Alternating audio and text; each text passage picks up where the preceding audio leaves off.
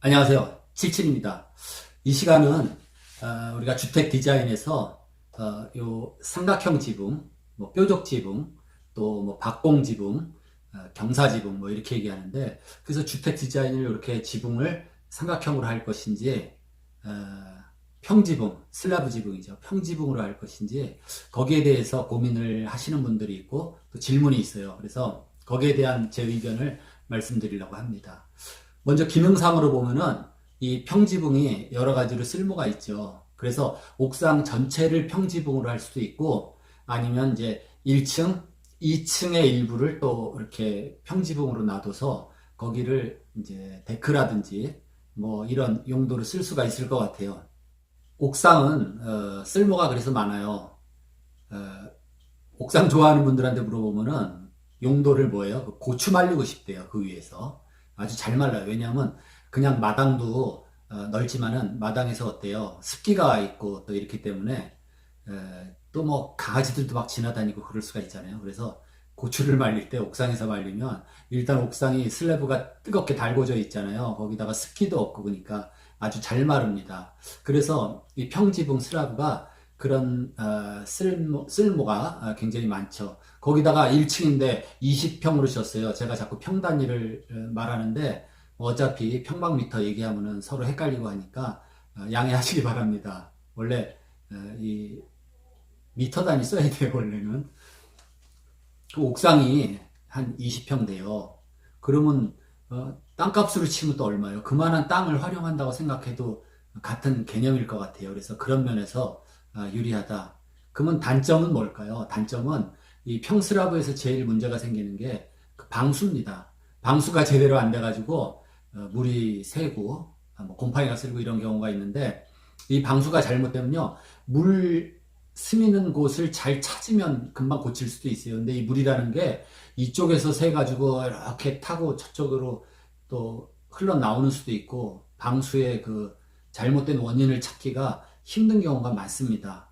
그래서 이런 배관에서 물이 새는 누수가 아니라 옥상 같으면 지붕에서 그쵸, 빗물이라든지 그 눈 녹은 물 이런 게 셀 수가 있어요. 그게 이 평스라브 지붕에서 제일 좀 단점으로 거슬리는 겁니다. 그러면 그거를 그나마 완화하기 위해서는 어때요? 너무 평평하게 하려고 노력하시지 말라 이거죠. 사이드 쪽에 이제 배수구가 있으면은 배수구를 향해서 경사, 그쵸? 물 흘림 경사를 확실하게 주는 게 좋아요. 그래야 아무개도 혹시 방수가 좀 시원찮아도 그게 해결될 수 있는 방법입니다. 그리고 또 뭐예요? 이제 단열 문제도 좀 있어요.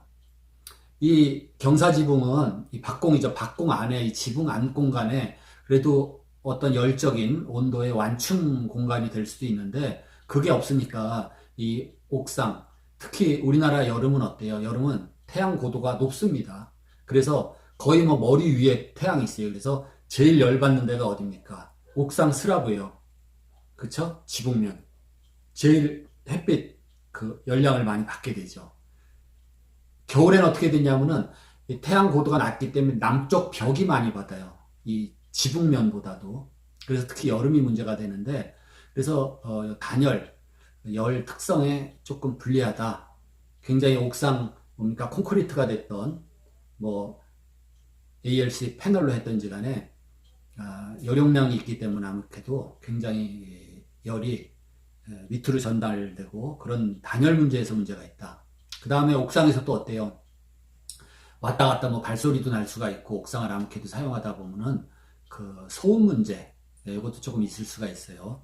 그리고 공사할 때 어떤 구조 제한이 있을 수가 있죠.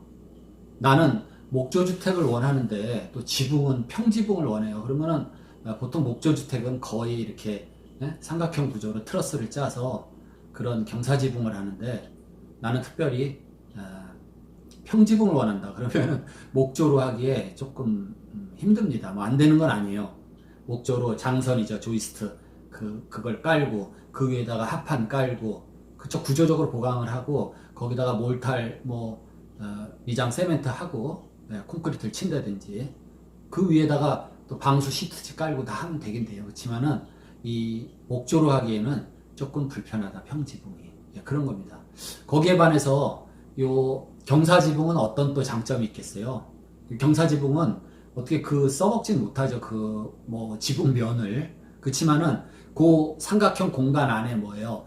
다락 같은 거를 집어넣으면은 아주 재밌는 공간이 돼요. 뭐 우리 어른들이나 뭐 제 또래 이렇게 나이가 먹어가지고 다리도 시원찮고 그래서 정말 계단 같은 거는 별로 반갑지가 않아요. 근데 옥상 다락 공간 같은데 그런데 이제 이 애들이나 젊은 층들은 좋아하고 운치가 있는 공간이 될 수가 있습니다. 근데 이 다락으로 규정이 지어지면은 건축 그 면적에도 포함이 안 되고 층수에도 포함이 안 되고 그 공간이 다락으로 이렇게 할애가 돼버립니다. 그러면 다락으로 되기 위한 조건이 뭐예요?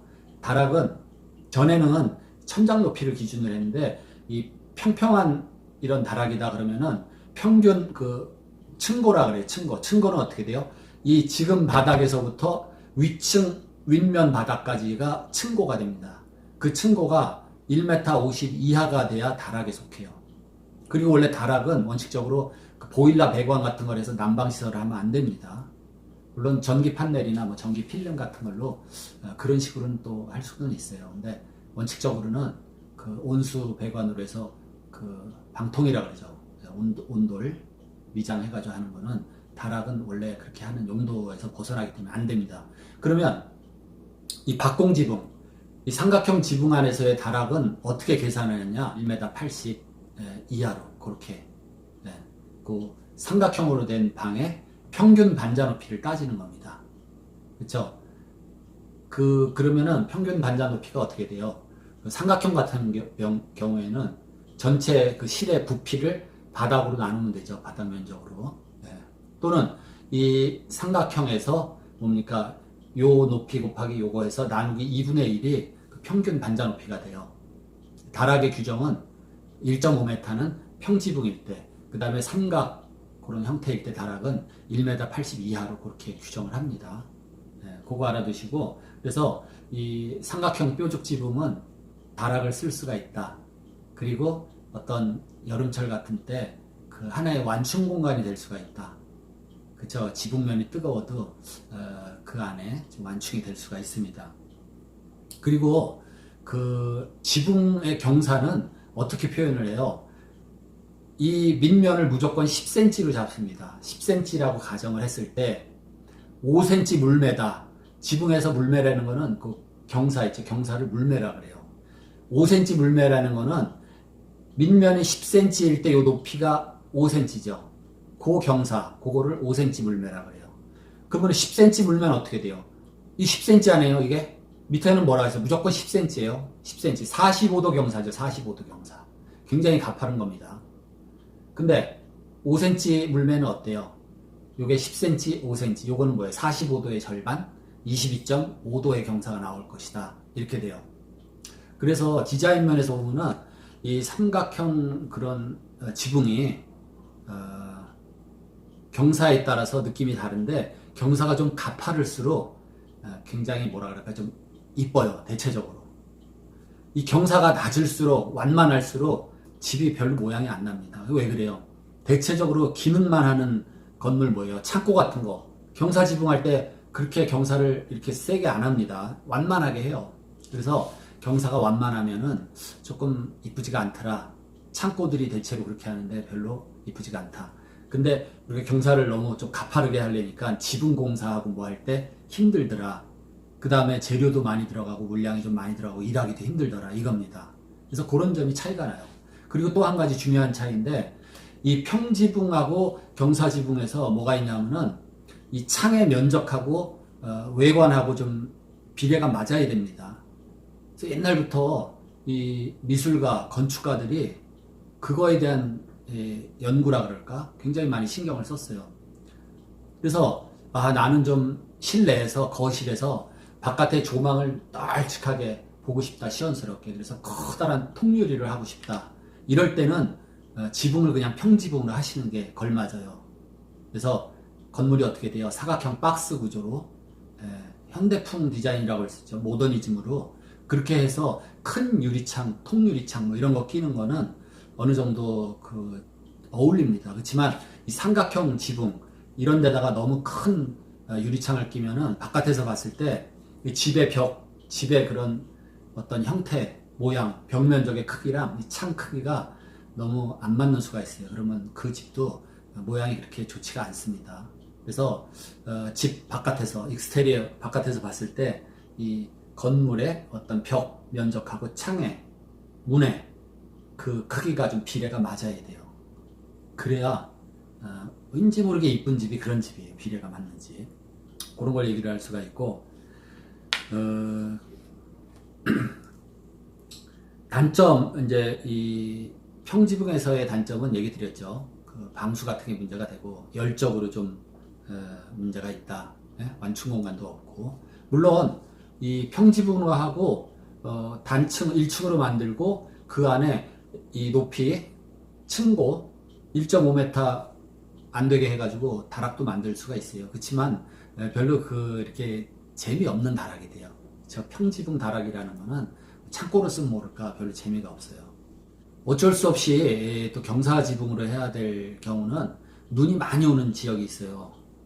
일본의 뭐 삿포로라든지 홋카이도 저 북쪽 지방하고 유럽 쪽에도 북유럽 쪽이라든지 스위스 그쪽 뭐 알프스 또 미주 지역 북쪽에 뭐예요 캐나다 로키 산맥 주변 그런 데는 엄청나게 적설량이 많기 때문에 지붕 각도도 굉장히 이렇게 빼쭉하게 그렇게 해야 됩니다. 이 눈 무게를 무시 못해요. 그래서 눈이 많이 쌓이면은 물론 눈도 겉에 눈은 밀도가 낮아서 가볍지만 꽉꽉꽉 쌓여가지고 이 밑에 눈은 얼음하고 비슷하다고 보면 돼요. 얼음 덩어리처럼 이렇게 눌려가지고 예. 그럼 1立方미터 1톤 나가는 거 아니에요. 1톤 눈이 한 3, 4m 쌓여 있으면 뭐 4톤까지는 안 나가도 뭐 2톤 정도씩 막 나가요. 예. 1 스퀘어미터당 1평방미터당 눈 무게도 무시 못합니다. 그래서 집이 시원치 않으면 눈 때문에 이렇게 꺼질 수도 있어요. 그래서 이 눈이 많은 지역에서는 절대로 평지붕을 안 하더라. 다 경사지붕을 이렇게 빼쭉하게 하는 겁니다. 그리고 또 건축의 구조상으로 우리가 건물을 뭐 경량 목조로도 질 수 있고 목조도 그렇잖아요. 경량 목조 또 포스트앤 빔 방식으로 기둥과 보 방식 또 뭐 통나무 주택 로그하우스 이런 것도 다 목조인데 이런 또 목조로 하기에는 아까도 얘기 드렸지만은 그 평지붕이 조금 불리하다. 방수하기도 그렇고 그 다음에 이제 또 콘크리트조 같은 경우는 슬라브 형태의 평지붕 괜찮아요. 잘 할 수가 있습니다. 많이 하죠. 오히려 이 각도가 가파른 콘크리트 지붕면은 하기가 힘들어요. 왜?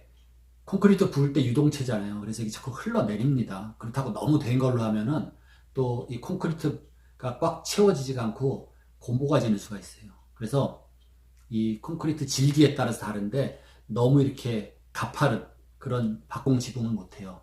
대략 한 4cm 물매 정도, 그 정도, 한 경사각도 한 20도, 이 정도는 괜찮은데 너무 가파른 것도 못한다. 그리고 경량 철골조 같은 거는 마찬가지로 뭐 목조랑 같은 개념인데 평지붕으로 해도 괜찮아요. 왜냐하면 데크 플레이트라든지 그런 거 깔고 그 위에다 콘크리트 쳐도 되고 아니면 경사지붕 하려면은 트러스 짜가지고 해도 되고 그렇습니다. 그리고 ALC 같은 경우는 어때요? ALC도 뭐 평지붕, 경사지붕 다 괜찮아요. 왜냐하면은 그 지붕용 또는 바닥용 패널이 따로 나옵니다. 그래서 그거 다 조립식으로 다 패널을 하나하나 크레인으로 들어서 맞춰가지고 해주면 돼요. 그래서 디자인적으로 뭐 큰 문제가 없습니다. 그러면 결론적으로 평지붕이 좋은지 또 이렇게 뾰족지붕, 박공지붕이 좋을지는 여러분들이 이제 선택을 하면 돼요. 어차피 내가 살 집은 내 원하는 대로 그렇게 돼야지 행복한 겁니다.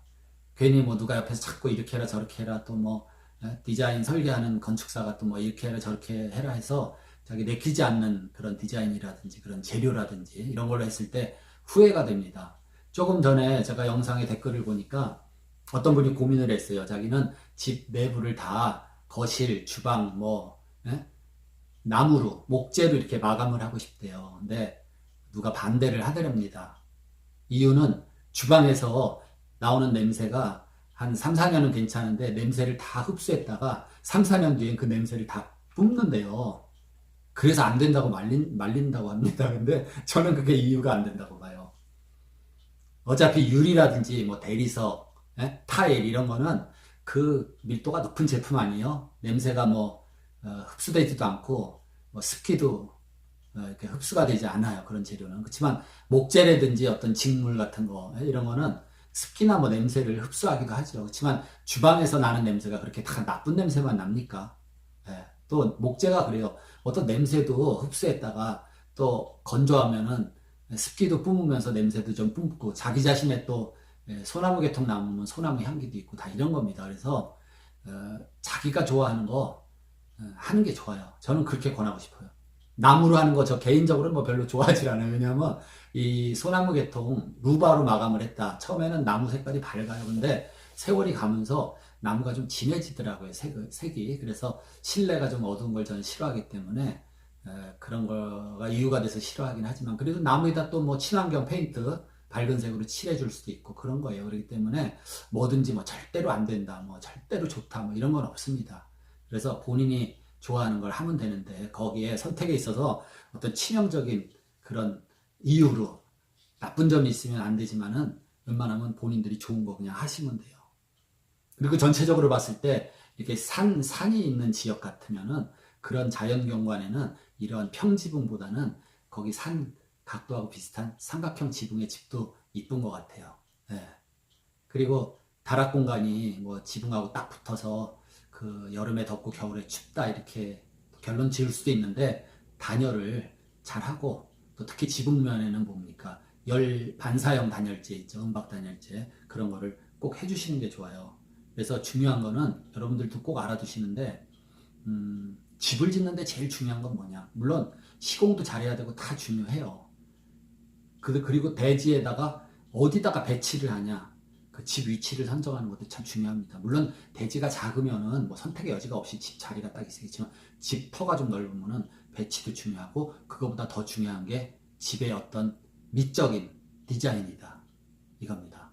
집 사이즈는 너무 크게 하는 거 안 좋아요. 그렇지만 집 크기가 정해졌어요. 그러면 어떤 디자인을 어떻게 하다못해 디자인 역할이 굉장히 큰데 디자인을 좀 다르게 했다고 해서 돈 차이가 많이 나지 않는 경우도 많아요. 물론 나는 경우가 있어요. 뭐 디자인을 하는데 뭐 곡선을 집어넣고 뭐 창도 동그랗게 뚫어놓고 막 이렇게 곡선이 많이 들어간다든지 시공하기 힘들게 디자인하는 수도 있지만은 예를 들어 색상 같은 경우를 보면은 페인트라는 게 물론 색에 따라서 가격 차이가 조금 나요. 네. 색소가 많이 들어가는 색들은 좀 비쌉니다. 근데 뭐 빨강색으로 칠하고 또는 파란색으로 칠했다고 해서 뭐 인건비가 차이가 나요. 뭐 페인트 값이 차이가 나요. 그런 거 아니죠. 그래서 이런 색상의 선택, 형태의 선택, 창의 디자인, 창의 크기 뭐 이런 게 다 중요합니다. 그래서 디자인을 좀 잘하면은 성공적인 집이 될 수가 있다. 누가 봐도 이쁜 집이 되고 그래요. 그래서 이 오늘은 집에서 지붕 모양이 평평하냐 뾰족하냐 거기에 대한 얘기를 했어요. 절충안도 있어요. 1층으로 일단 짓고 그렇죠. 옥상에 있으면 한 층 더 져요. 반만. 그래서 삼각형 지붕 좋아하시면 삼각형 지붕을 쓰시고 그 앞에 옥상 또 절반 정도는 또 평지붕으로서 고추도 말리고 화분도 넣고 그렇게 쓰실 수가 있습니다. 어쨌든 선택은 여러분들이 하시고 제가 결론은 내려드리지 않겠습니다. 다음 시간에 또 좋은 내용으로 뵙겠습니다. 77이었습니다. 고맙습니다.